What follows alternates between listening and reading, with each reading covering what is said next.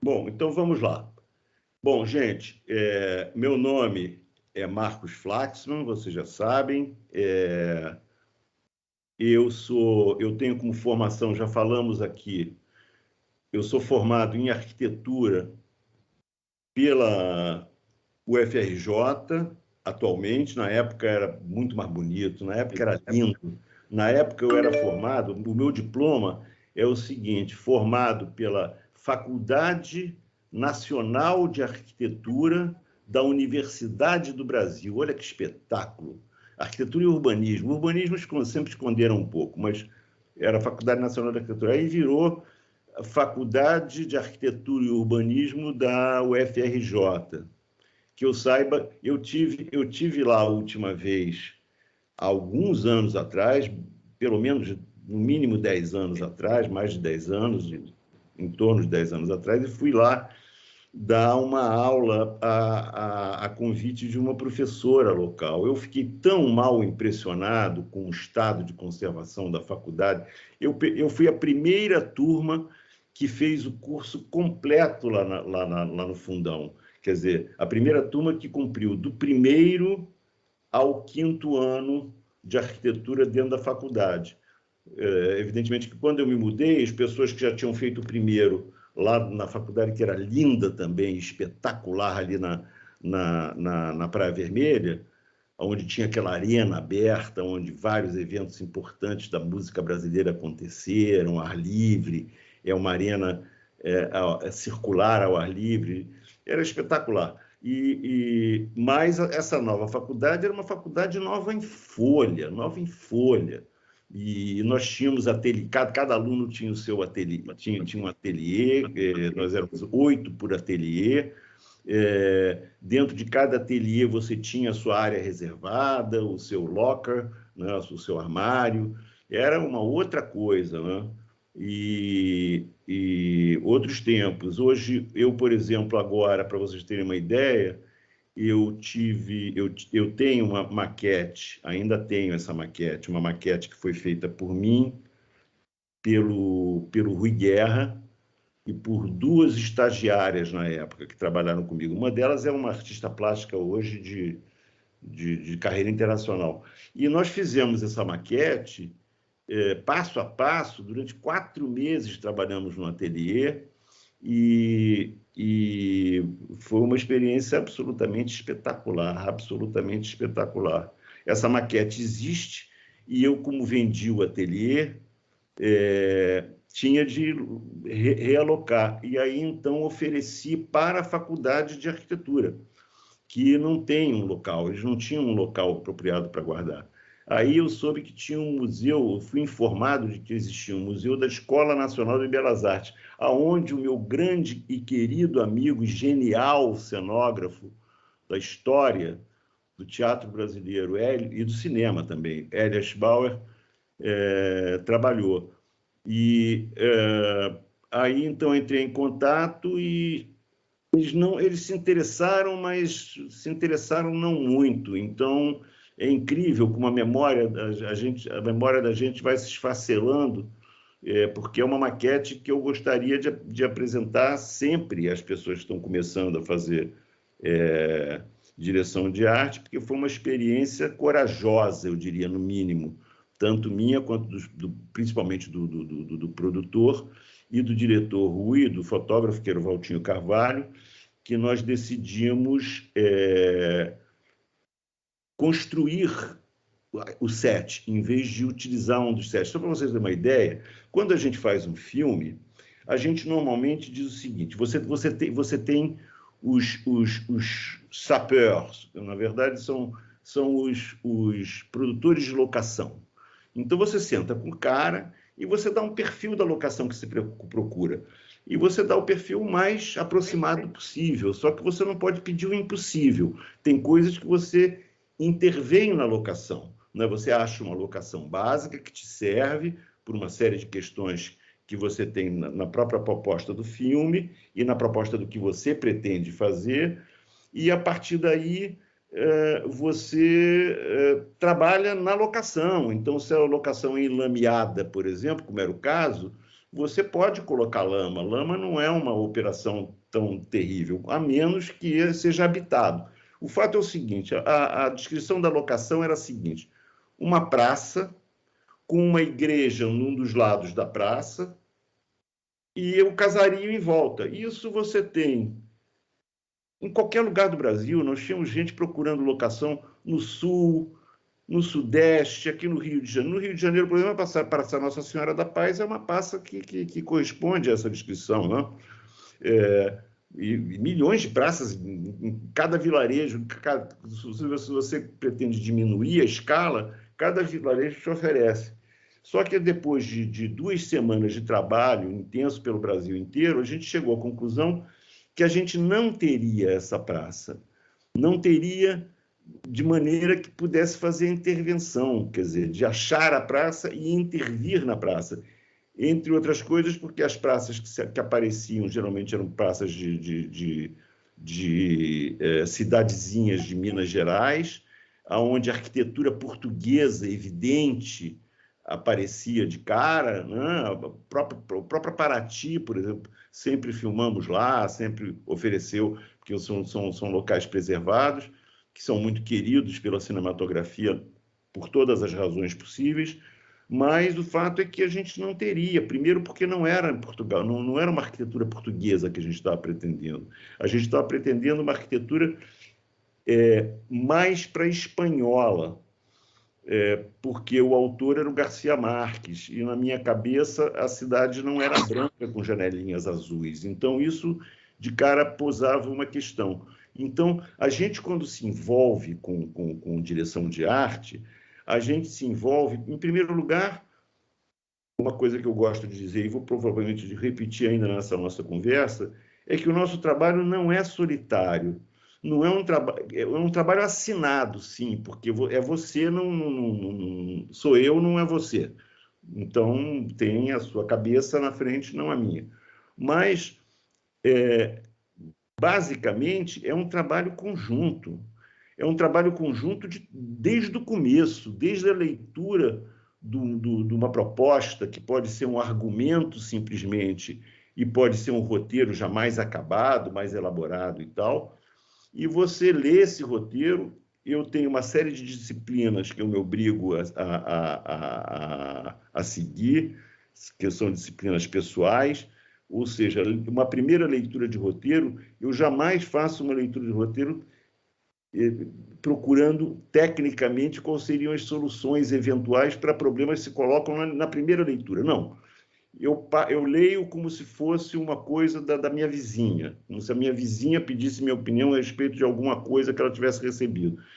E vou procurar, dentro dessa leitura, saber como é que essa leitura me atingiu, como você lê um livro, entendeu? Que tipo de emoção ela procura despertar nos espectadores, que tipo de luz incide sobre esse filme, se é um filme escuro, se a luminosidade é pouca, se a luminosidade é muita, etc. E tal. Então, você vai colocando questões assim, e isto é o teu tesouro, isso é o que você tem a dar. A sua leitura, no final das contas, vai ser a correção da sua leitura ou a entrega na sua leitura é o que vai dar o tom do seu trabalho no filme, no final, inescapavelmente.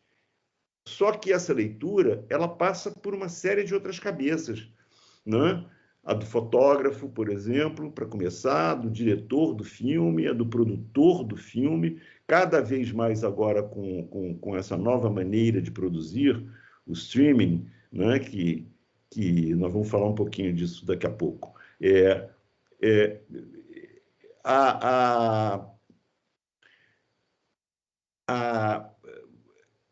Essa soma de questões, a questão econômica, você tem limite de orçamento, ninguém trabalha com orçamento absolutamente livre, infelizmente, né? Adoraria, eu já fiz filmes americanos e ingleses que tinham orçamentos que hoje, se fossem corrigidos, seriam orçamentos de centenas de milhões de dólares, né? Aqui um orçamento continua sendo o mesmo de quando eu estava trabalhando há 5 anos atrás, são orçamentos curtos. E isso pode ser uma coisa impeditiva, de uma certa maneira, mas, ao mesmo tempo, é altamente estimulante, porque aí você trabalha com menos recursos, mas com... Você tende mais straight to the point. Você é obrigado a tentar acertar na primeira flechada. Você não pode dar 10 flechadas para acertar. De repente, você só tem 5 flechas. Eu adoraria ter 50, né? Quem é que não gostaria de ter 50 flechas? Mas você não tem.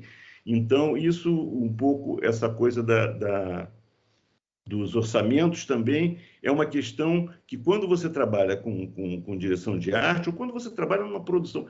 Quando falar, eu vou querer simplificar, para não ficar falando essa coisa chata, politicamente correta, que hoje em dia não se fala mais em cinema, se fala em produto audiovisual. Então, cada vez que eu falar em cinema, que nós estamos falando de cinema, leiam produto audiovisual, porque inclui todos os outros produtos audiovisuais feitos para plataformas diversas, né? O cinema pressupunha um tipo de plataforma. Nós fazíamos olha o saudosismo aqui, nós fazíamos filmando em celuloide, o que tinha uma definição absoluta.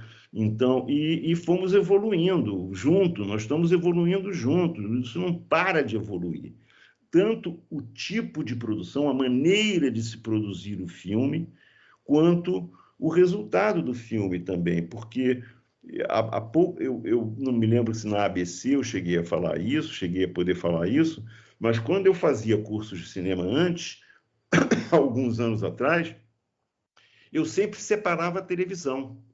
Uma coisa é você fazer um produto para cinema, outra coisa é para televisão. Por quê? Porque a televisão era por linha, a alta definição da televisão tinha 1080, não sei quantas linhas, o que produzia uma definição, hoje em dia, considerada desconsiderada, na verdade. Não se considera mais. Hoje em dia, o tipo de definição da imagem com a que a gente trabalha é uma definição muito alta, muito alta. Eu comprei uma televisão agora, eu tinha uma televisão que não tinha todos os recursos da coisa, eu comprei uma agora, eu espero conseguir usar direito, mas que é uma televisão 4K, quer dizer, com uma definição de imagem absoluta, uma definição espetacular, tem preto na televisão, uma coisa que eu jamais tinha visto, fui ver na loja.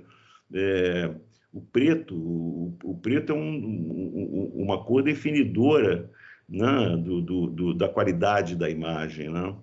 Bom, então vamos lá. Depois dessa longa digressão, eu queria dizer para vocês, vamos falar do curso.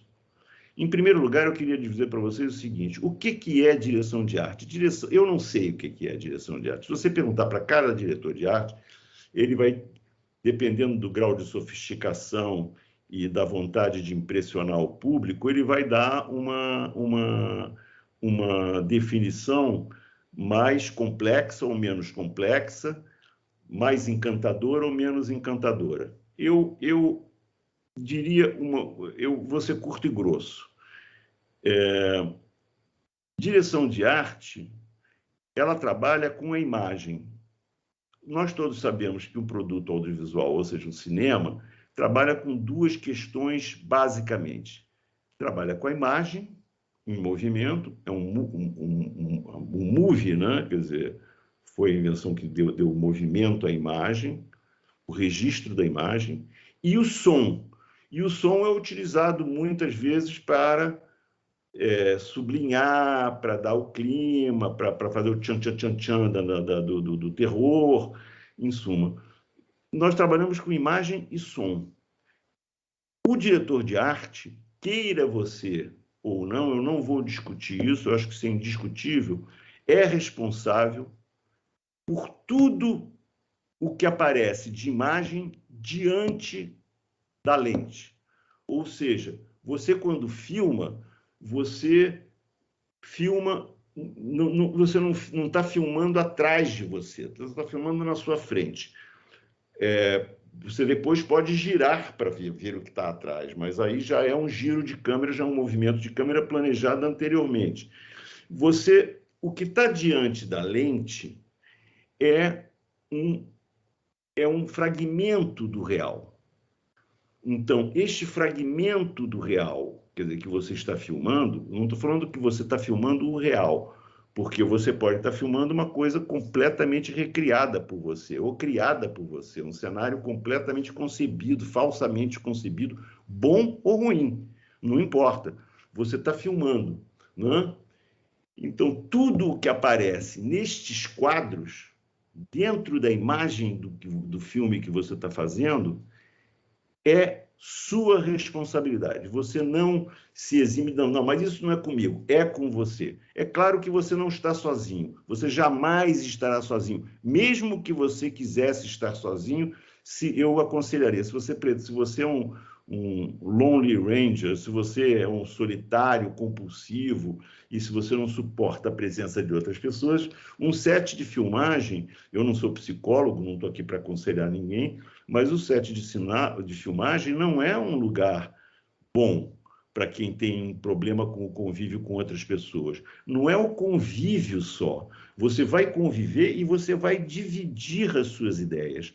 Você vai dividir e você vai defender as suas ideias. E você vai lutar pelas suas ideias. Não é brincadeira, não. Porque todo mundo tem ideias.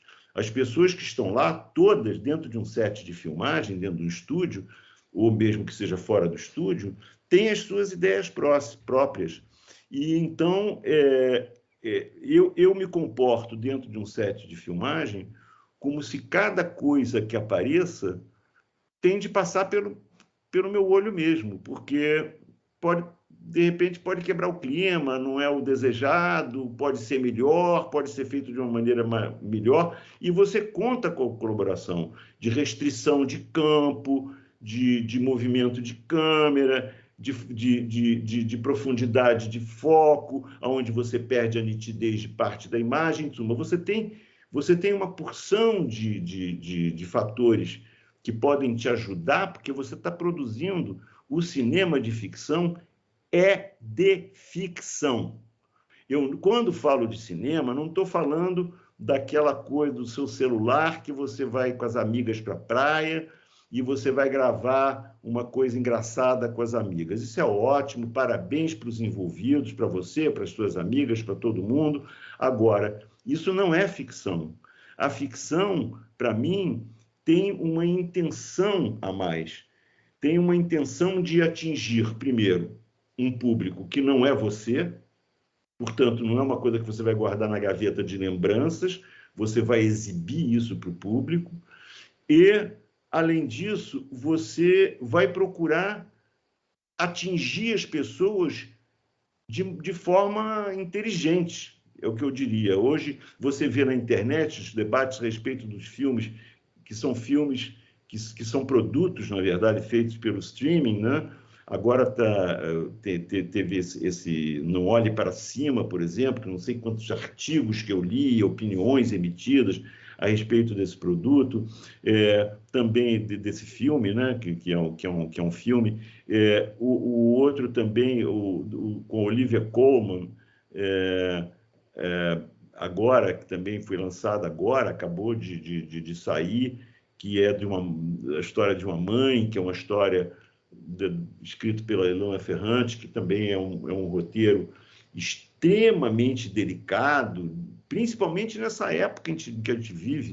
Eu devo dizer para vocês que vou procurar me comportar da melhor maneira possível, mas eu tenho um certo horror do politicamente correto. Eu acho que o politicamente correto coloca limites que eu não quero ter. Na minha idade, eu não quero ter mais limite nenhum. Eu nunca obedeci muitos limites, né?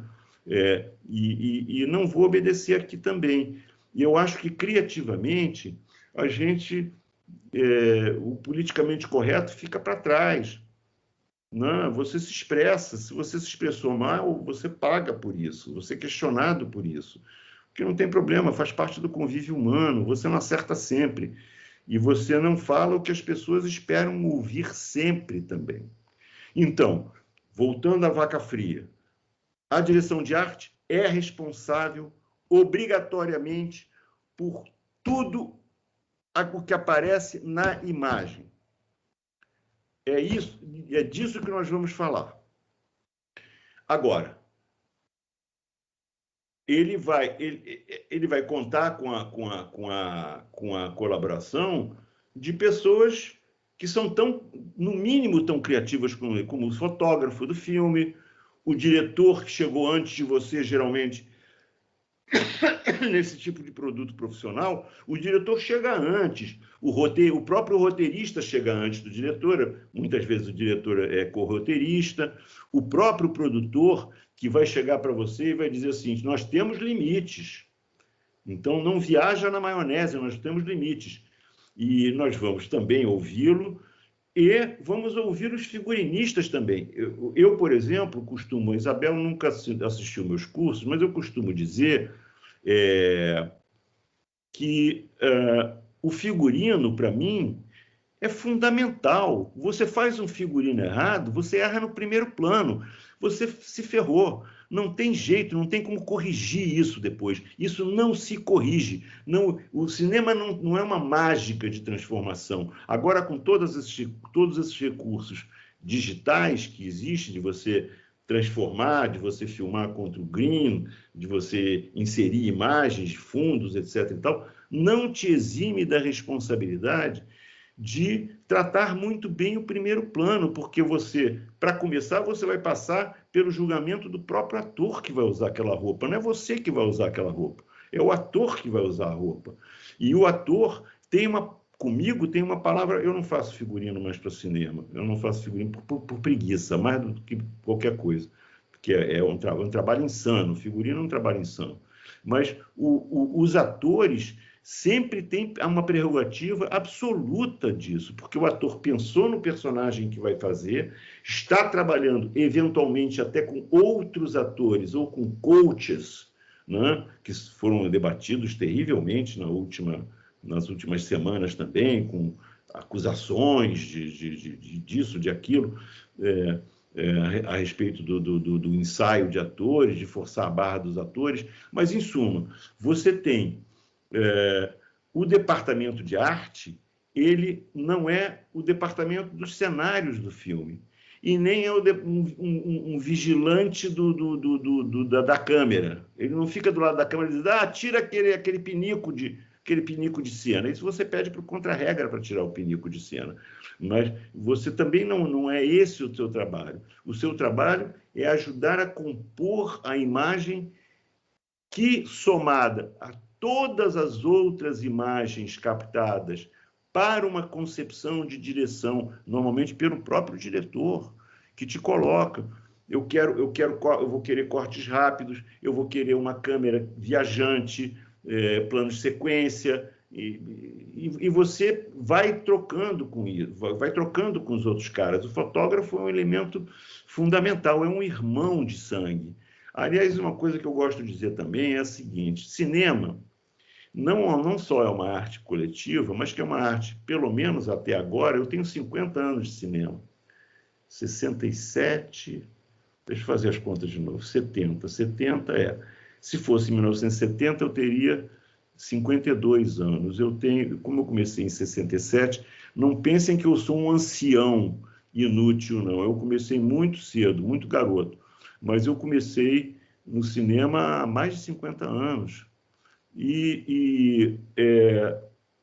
Eu aprendi a fazer cinema dentro dos sets de cinema. E eu sempre usei, e continuarei, porque eu continuo fazendo cinema, e sempre usarei a minha intuição. Então, de tudo isso que eu estou falando, tem uma coisa que é a sua intuição, que é a mesma coisa. Quando eu falei da sua leitura lá atrás, eu estava falando disso. Quer dizer, o quanto você abre o seu peito para essa leitura, o quanto você aceita as emoções que te causaram essa leitura. Por que elas te causaram essas emoções? Ou deixaram de causar, e podiam ter causado, se colocadas de outra forma, Tudo isso é falado livremente no set de filmagem. Você tem de estar aparelhado para entrar no set de filmagem. Você tem de estar aparelhado com as suas qualidades humanas, com o seu poder de ouvir, de dividir e sem medo de sugerir. Porque muitas vezes você dá algumas sugestões e as pessoas dizem, pô, isso, pelo amor de Deus, tudo bem, você deixa para lá, mas não deixei de dar a minha sugestão, passou por ali. E se eu acho muito importante, eu brigo mesmo. Eu sou brigão, sempre fui brigão. Brigo pelas minhas ideias, brigo pelo resultado do filme, não estou brigando por mim, que eu já estou lá. Não é, a briga não saiu daí, a briga passou a ser pelo produto. Então, você tem de ter noções básicas. Nós vamos falar disso aqui também. Para ser diretor de arte ou para trabalhar na arte, você não precisa, para trabalhar na arte, ser diretor de arte. Isso é uma mania também. Eu me lembro do meu querido amigo Wilker. O Wilker foi convidado para dar aula numa escola de cinema, se não me engano, era ali perto da Central do Brasil, chamada Martins Pena. E ele me ligou e falou assim, pô, o que a gente pode fazer de novidade? Eu falei, o que a gente pode fazer de novidade é acabar com o curso porque os cursos de teatro ainda são um pouco assim, eles têm uma parte teórica, que é uma parte dissociada, porque é uma parte teórica separada do real, né? Não é prática, então as pessoas vão procurar o curso os cursos de teatro para serem ou atores ou diretores. Ninguém procura um curso de teatro para ser iluminador. O cara que quer ser iluminador. A iluminação no teatro ou a fotografia no cinema é uma coisa absolutamente tão importante, mas tão importante quanto o resto. Não existe a hierarquia, existe na hierarquia, na hora que há uma discussão e uma disputa, existe uma hierarquia, porque senão você não sai dali, vai acabar saindo na porrada. A ideia não é fazer um catch-as-catch-can que o mais forte ganha. A ideia não é essa. As melhores ideias ganham. E eu sempre disse, e sempre trabalho assim, inclusive com as pessoas que são bem verdes, que estão começando, dizendo o seguinte, não existe mistério. No meu ateliê, quando eu tinha o ateliê, até ano passado eu tive esse ateliê, algumas pessoas conheceram, onde nós trabalhávamos, e depois disso, hoje em dia, você trabalha em casas de produção, em que as equipes ocupam departamentos, os departamentos ocupam espaços diferentes. O departamento de arte é um departamento grande, enorme, e cada função tem sua importância absolutamente crucial, tanto que as equipes são escolhidas a dedo.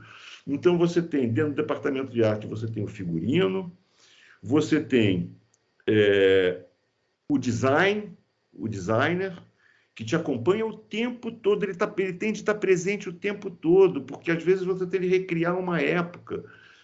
Até pouco tempo atrás, a gente tinha o problema das marcas, hoje isso está, felizmente, desaparecendo um pouco, está se dissolvendo, mas era uma loucura, você tinha de filmar um supermercado, e você tinha de mostrar os produtos, e você tinha de criar os produtos, porque você não podia mostrar as marcas existentes, ou botar os produtos de costas, que era uma maluquice.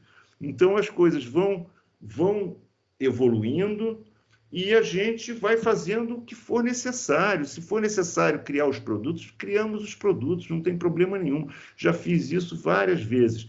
E se você faz os filmes de época, então, são filmes em que você tem de dar atenção ao que a viagem através do tempo no cinema é uma coisa absolutamente fascinante. Eu, por exemplo, fiz filmes, vou falar rapidamente, dos anos 70, que se passavam nos anos 70 e 80, quando eu já era adulto, já fazia cinema. Eu já fazia cinema, já era arquiteto formado, já tinha ido para a França, já tinha voltado da França, já era pai e tudo. E eu fiz filmes... E eu não me lembrava de nada. Como é que é um banco? Você sabe como é que é um banco? Como é que funcionava um banco nos anos 80? É difícil. Me descreve como é que era. E a gente trabalha com pesquisa também, que é um cargo importantíssimo quando você faz, é um lugar importantíssimo quando você faz filmes de época, porque ele é que vai te dar a diretriz. E você, porque você também é o seguinte, nós não somos arqueólogos da história humana. Eu não me considero um arqueólogo. Nós trabalhamos mais com a psicologia humana, com a natureza humana, do que com a história humana. A história humana está sendo reescrita o tempo todo, né? Tem uma porção de grupos sociais reivindicando a reescritura da história, inclusive do Brasil, né? Isso vai ser assim, sempre foi e sempre será. O que nós precisamos entender é como as pessoas se comportavam nesta época, quais as limitações que tinham. Você vai filmar nos anos 70, e eu fiz alguns filmes nos anos 70, durante a ditadura militar, eu já era adulto, já tinha sido preso, inclusive tinha ficha no DOPS, que é uma coisa, que era uma medalha, uma espécie de medalha que você tinha na época. E eu não me lembrava. Eu não me lembrava como era o interior de um banco. Não existia computador. Você imagina a civilização sem computador hoje? Sem celular? Não tinha. Isso foi agora, anteontem. Eu era adulto já. Então, você tem de se concentrar. Nós não somos obrigados a reconstruir o mundo como ele era, nem a partir das informações do pesquisador. Você tem de entender no que isto afetava no tempo de vida e no comportamento dos seres humanos. Isso você precisa saber. E você vai recriar. Você vai recriar obedecendo. Claro que você não vai colocar um iPhone na mão de um egípcio que está em fuga junto com os judeus lá do faraó do Egito, porque isso é impossível. Aí você confunde a plateia, que discurso é esse, que maluquice é essa, né? Mas você pode escolher também muito, e você escolhe, e você tem milhões de ferramentas. Eu falei do claro e escuro da fotografia, e eu vou falar para vocês agora do seguinte: você tem escolha de cores, você tem todos... Existia uma coisa, quando eu comecei a fazer cinema, o meu amigo Ricardo Aronovitch falou para mim assim: uma das coisas que vão pedir para você, com certeza, é uma paleta de cores. Eu quase caí sentado no chão. Que porra de paleta é essa? Que papo é esse de paleta? Eu não tinha ideia do que era isso, né? E você vê hoje que as paletas de cores são, na verdade, feitas para análise do que foi feito, e não para fazer o que foi feito. Mas a gente usa. A gente usa. O Veneno da Madrugada, que foi um filme do qual eu falei aqui, é um filme que é monocromático.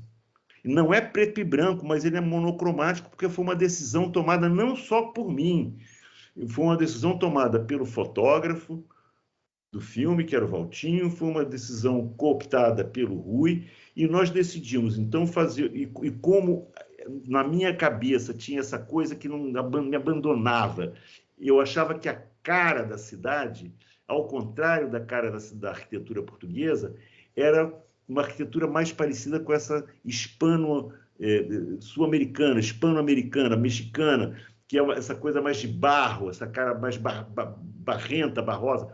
Lá na Tchecoslováquia é assim, é deslumbrante, é lindo, porque é tudo uma cor de terracota, é lindo, é espetacular. Então, quando você faz uma opção como essa, é uma opção radical, e você vai até o fim, e você peita. E isso é peitado tanto por você, quanto pelo figurinista, que no caso foi a minha querida amiga Kika Lopes, que é uma grande figurinista, e como pelo Valtinho, que subtraiu a luz a ponto de ser criticado por ter subtraído demais a luz do filme.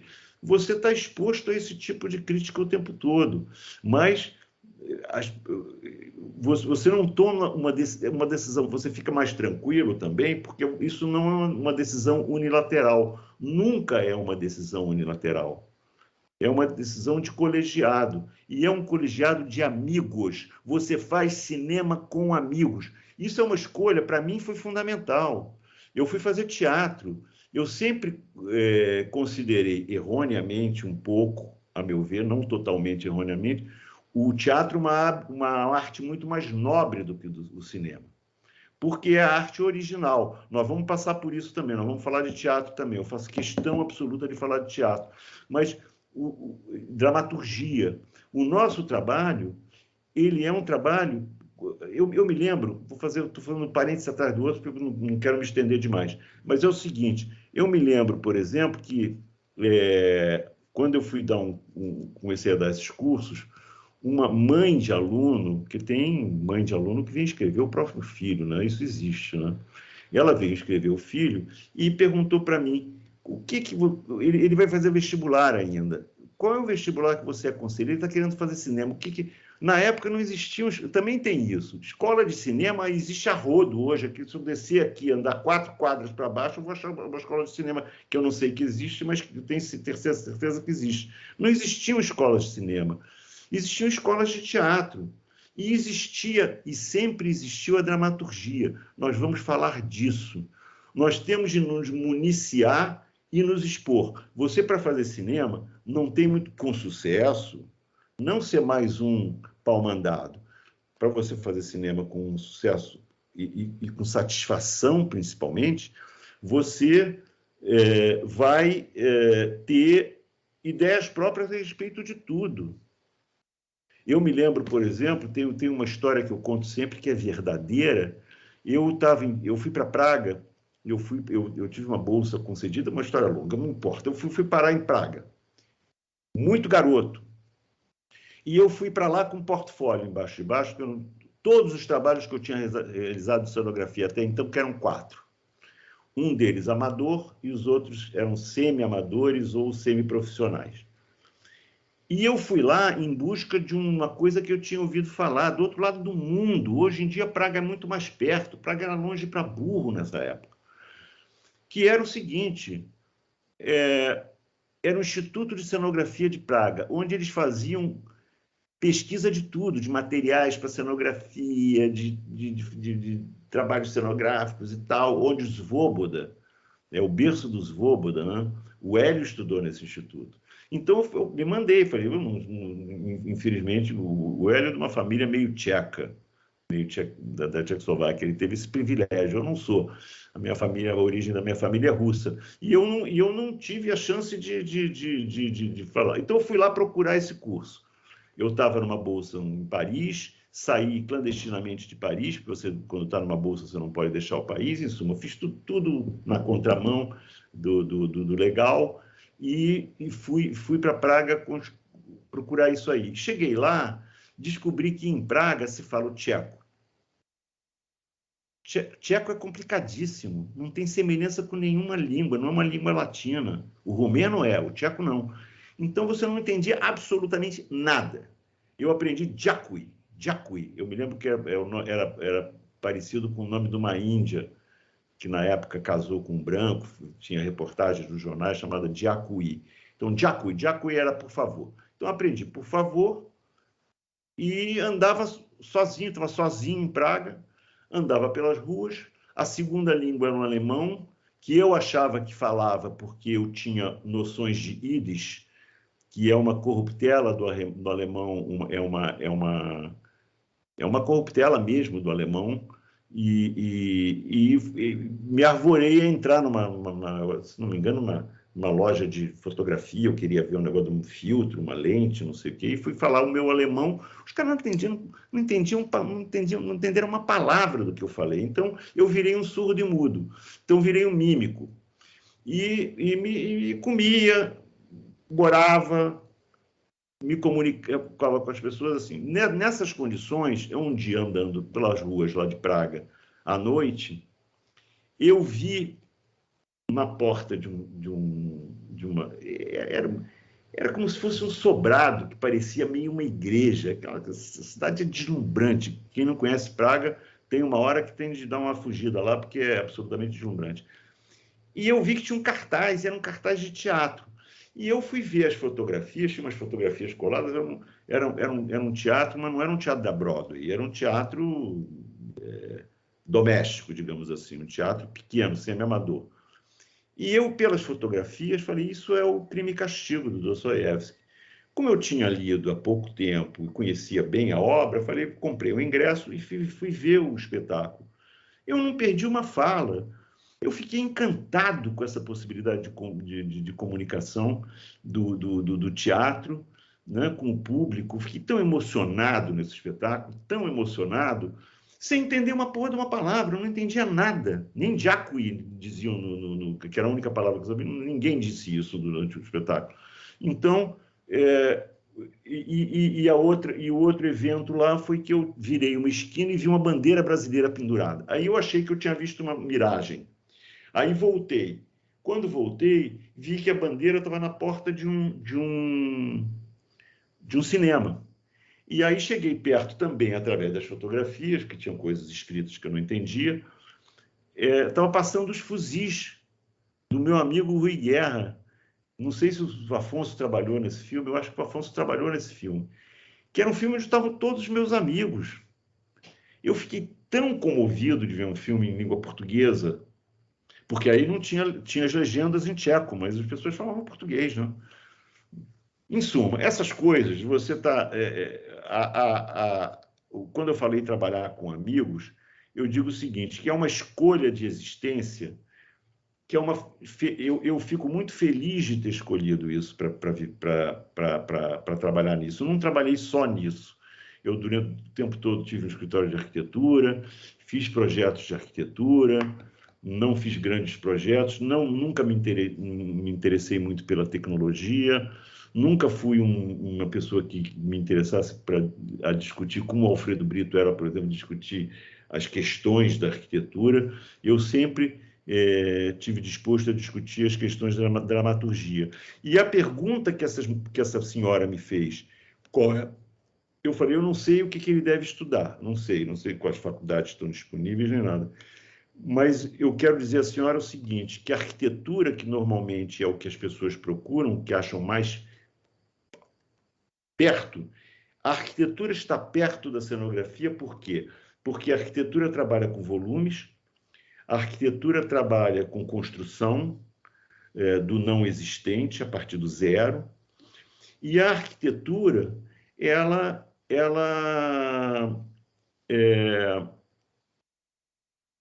te dá um instrumento básico de leitura. Eu sempre conto a história do cara que quer ser músico. O cara quer ser músico, ótimo, parabéns, boa escolha, parabéns, vai lá. Aí o cara quer ser músico, mas não quer estudar música. Não quer estudar a teoria da música. Tudo bem. Às vezes é um talento absolutamente explosivo. Eu estava vendo o filme da Nara, essa série da Nara, e alguém fala isso, que eu não estudei música. Então, o que acontece com esse cara, a meu ver? Acontece o seguinte, que ele não domina a linguagem. Quer dizer, ele para poder... Ele pode pegar um cara que saiba música, mendigo que mora na frente da escola de música, e assobiar, né, a música dele, e o cara escreve para ele. Só que aí ele vai ter que achar um outro mendigo que saiba ler música, que leia a música que o outro escreveu, para que ele confira se o cara escreveu realmente o que ele assoviou. Porque como é que ele vai? Então vira uma multidão em torno de você para você falar. Então a arquitetura te dá os instrumentos, mas o que te dá o âmago, o estofo, é a dramaturgia. E o que é a dramaturgia? A dramaturgia é o comportamento humano. Então, na dramaturgia está incluída a literatura, está incluída a história da arte inteira, está incluída a história da humanidade inteira. Ou seja, para fazer, eu lamento dizer isso, porque isso pode ser assustador, mas para fazer direção de arte, para fazer cinema, você precisa saber absolutamente tudo. Você precisa saber tudo. E como ninguém sabe tudo, eu não conheci nunca ninguém que estivesse perto de tudo, você tem de estar aberto para aprender. A metade das coisas que eu aprendi, metade eu estou sendo econômico, que eu aprendi na minha vida, eu aprendi através do cinema. Eu fui filmar com os índios, eu filmei com... aí estudei...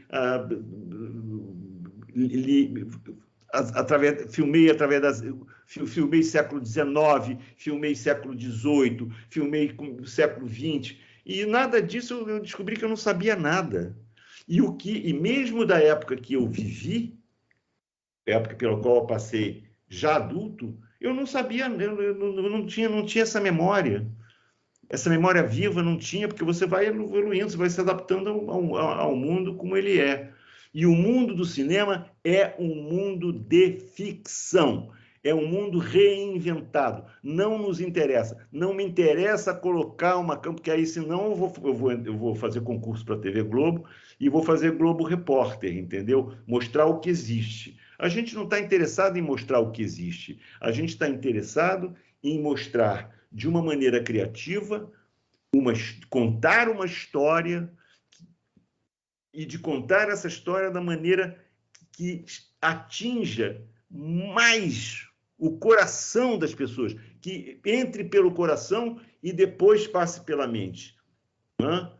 Isso é espetacular. Quando você consegue isso agora, e você consegue, não sempre. Você não consegue sempre tudo, mas você consegue muitas vezes. E é uma coisa de arrepiar os cabelos, eu garanto a vocês que é. Bom, vou falar um pouquinho do curso, que eu já falei demais.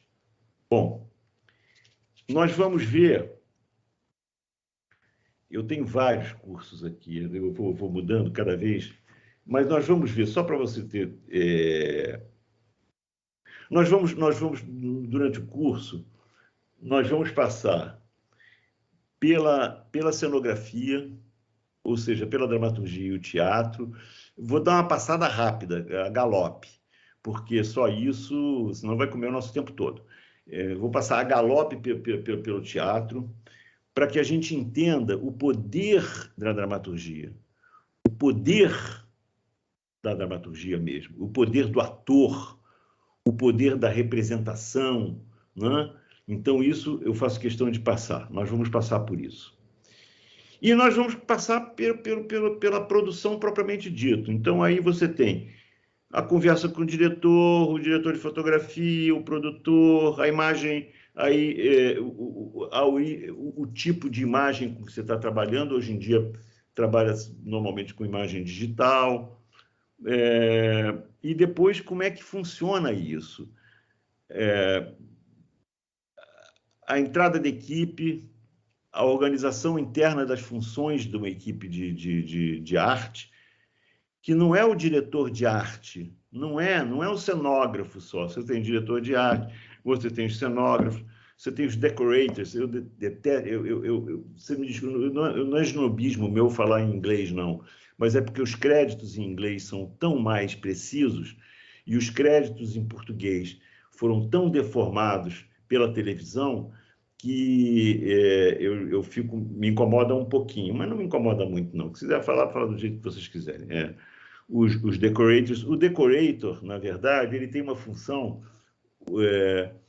no filme que é te dar uma mão imediata na criação, na escolha dos objetos que você vê, desde o carro, desde o automóvel, até o forro do automóvel, se você está filmando dentro, e se você acha importante ter uma cor de fundo para essas cenas, passando por todo o resto, passando pelo estilo dos móveis, pelo estilo dos móveis que corresponde, a seu ver, àquela família ou àquela pessoa, pelo nível econômico, pelo nível social, etc, etc, etc, e, eventualmente, pela vista externa que você tem do lugar onde você vive, ou o lugar onde você trabalha, ou o lugar onde você se encontra, ou seja o lugar que for.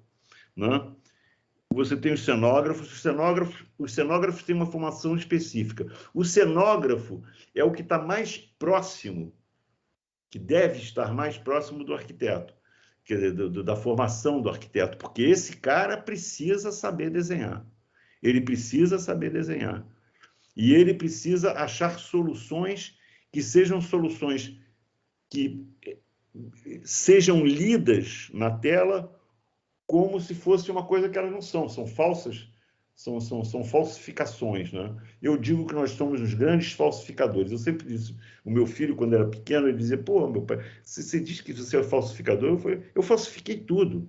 Me pergunta alguma coisa que eu não tenha falsificado. Falsifiquei passaporte de todas as nacionalidades, falsifiquei dinheiro de todas as origens, falsifiquei dólar, falsifiquei real, falsifiquei libra esterlina, falsifiquei tudo. A gente falsifica tudo, não tem, porque você não vai... Né? Eu fiz um filme aqui, que era um filme de produção anglo-espanhola, que você tinha, como se você tivesse do túnel Rebouças, uma ventilação, olha só que loucura. Como se você tivesse uma ventilação nesse túnel e que saísse lá na Rocinha. O que saísse, na verdade, a gente filmou, foi na Rocinha. E aí tem uma hora do filme, era uma comédia, que apertavam o botão, o exaustor funcionava e voavam milhares de notas de dólar. E as pessoas catavam. Aí pergunta quantas a gente recuperava. Nenhuma. Eram milhares, eram sacos e sacos de notas falsificadas de dólar, que a gente colocava um print obrigatoriamente, nós éramos obrigados pela Polícia Federal de colocar dinheiro cenográfico, mas as pessoas não queriam saber, pegavam o dólar, anulavam aquele dólar, botavam no bolso, não devolvia. Então a gente tinha de ter sacos e sacos, para cada take, tínhamos de ter sacos e sacos, eu levei um caminhão de dólares para lá, para filmar. Bom, a gente falsifica tudo. A gente falsifica, inclusive, o olhar, se for necessário. Somos falsários assumidos. Não tenho nenhum problema com isso. Nunca tive nenhum problema com isso. Aí nós temos coordenadores, que são funções importantes dentro do departamento de arte. Eu não vivo sem um coordenador. É impossível. Ele coordena todo o movimento do departamento de arte. E eu já trabalhei com equipes muito grandes, trabalhei com equipes pequenas também, mas trabalhei com equipes muito grandes. Né? Você tem os contra-regras, os designers gráficos, eu já falei, você tem os cenotécnicos, você tem os pintores de liso, que chama, eu não sei como é que isso vai no crédito hoje, mas você tem os pintores, você tem os pintores de arte, você tem aderecistas, maquetistas, ilustradores, desenhistas de CAD, que muitas vezes você precisa de reforçar a equipe de desenho por causa da velocidade que você precisa. E você tem o maquiador. E o maquiador não é o cara que passa o pó de arroz na cara do apresentador para ele não estar com a testa brilhando, como eu devo estar agora, né, por causa do suor. Não é isso, não. Ele é o caracterizador. O ator é um cavalo, como dizem os umbandistas, né? O ator entra e é um cara louro e com cabelo escovinho, e sai de lá um cara moreno com cabelos longos e eventualmente com a boca completamente com a dentição completamente apodrecida. Você cria também, quer dizer, a gente, o visagista ajuda a criar os personagens. Também, assim como a roupa, assim como o figurino, e a Isabel está aqui me vigiando, então não posso falar besteira, mas assim como o figurino, você trabalha com o ator. Não é uma muleta do ator, porque no teatro costumavam dizer, se você... O ator, muitas vezes o ator inseguro, chega para você e diz o seguinte, eu não posso ser manco, aí você me bota uma sola diferente, porque aí, de repente, ele marca pelo fato de ser manco. Não. Por que você é manco? Você não é manco. O personagem não é manco, não é ele, é o personagem. E os atores têm o mesmo tipo de insegurança que nós temos com o nosso trabalho, os atores têm com o deles. É um bando de inseguro, um bando de criativo, um bando de pessoas com ideias completamente alucinadas, que tem de transformar isso numa coisa real e, no final, é um produto que tem 1h40, 2 horas, tem 1h30, tem 1h20 e procura contar uma história e despertar emoções do público. Bom, deixa eu acelerar aqui. Bom, então, eu falei da quantidade. Eu acho que qualquer uma escolha dentro do departamento de arte é uma escolha ótima. É uma escolha excelente, que você vai viver a mesma coisa que a gente vive. Você vai estar junto com a gente. E você vai ser ouvido. Se for eu o diretor de arte, você será ouvido. Isso não quer dizer que eu vou aceitar as suas ideias todas. Provavelmente não vou aceitar muitas, mas vou refutá-las e vou argumentar. Se for o caso, ou vou aceitar, como aceito a opinião de todo mundo, inclusive do segurança. Eu fiz agora um seriado há pouco tempo, tinha um cara que era um bombeiro residente, porque você, quando filma dentro do estúdio, você tem que ter um bombeiro, segurança residente. Hoje em dia tem essa coisa de Covid ainda por cima, né? E esse cara era um cara sensível, ele ficou tão encantado de ver o que ele estava. Ele nunca tinha trabalhado num estúdio de cinema, ele tinha trabalhado em outras coisas, ele era meio segurança. E esse cara ficou tão encantado, e de vez em quando ele sentava do meu lado no monitor e ele dizia assim: você não acha que o que devia fazer assim? Um dos caras que eu mais ouvia era o bombeiro. Eu ouvia o bombeiro porque era uma espécie de um espectador adiantado, né? Eu perguntava para ele: você acha que uma criança de 8 anos vai acreditar nisso? Você acha que uma criança... Porque era um produto infantil, não foi lançado ainda. Estamos no governo negacionista, né? Então esse produto não foi lançado. Mas quando for lançado, eu aviso para vocês. Bom, bom, então a gente vai passar pela coisa do cinema propriamente dito, que é o olho através da lente. Isso eu já falei sobre isso com vocês rapidamente.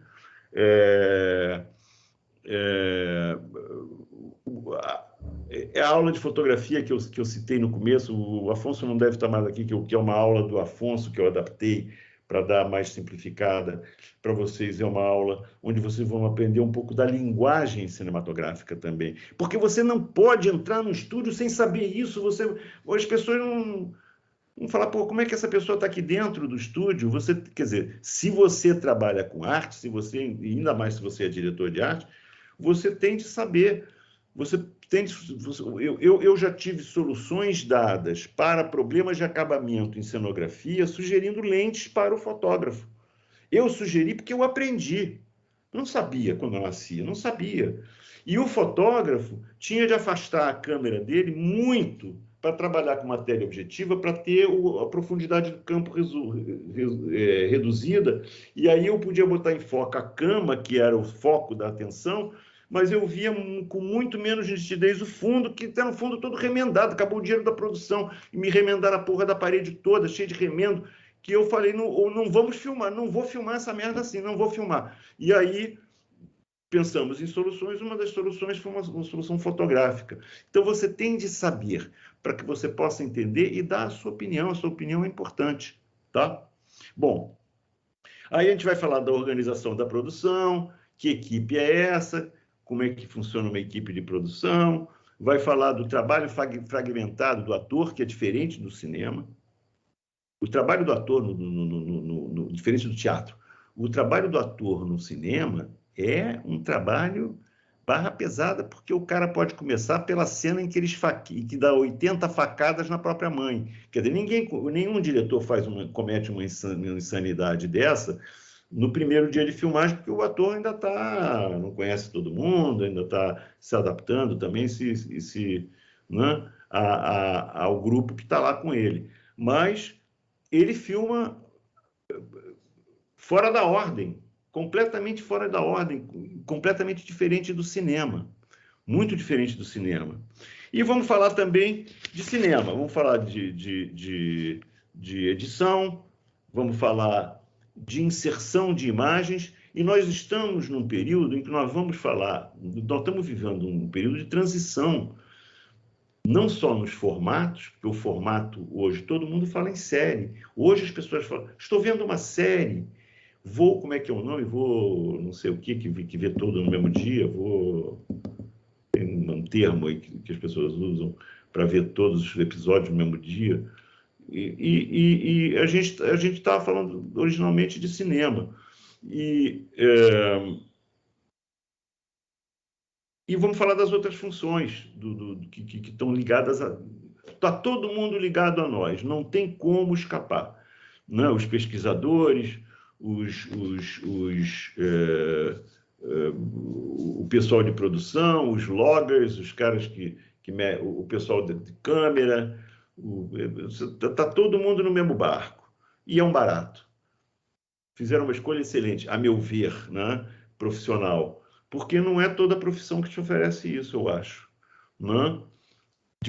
Primeiro, de você trabalhar entre amigos, e depois de você ter uma profissão criativa, né?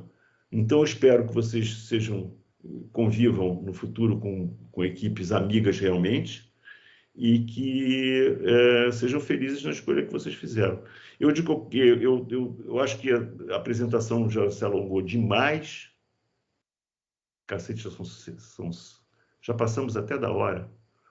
São 7 horas, 7h10. E aí eu vou só pedir para vocês o seguinte. Bom, eu espero reencontrá-los no curso. O curso, para falar mais uma coisa sobre o curso, eu agora tenho feito o seguinte: todo o dia, não no primeiro dia, provavelmente, porque nós temos terças e quintas. Então, se o primeiro dia for uma terça, é muito pouco espaço de tempo. Mas para a segunda semana do curso, para a terceira aula, vocês já vão ter a obrigação de ver em torno de 3 filmes. Eu sempre indico 3 filmes, e vendo esses filmes, vocês vão ver, não comigo, eu não vou estar, vocês vão ver. Vão achar na internet, tem sempre as pessoas espertíssimas na internet que acham os links, que dizem onde é que tem, os filmes e tal. Vocês vão ver os filmes e nós vamos conversar sobre os filmes.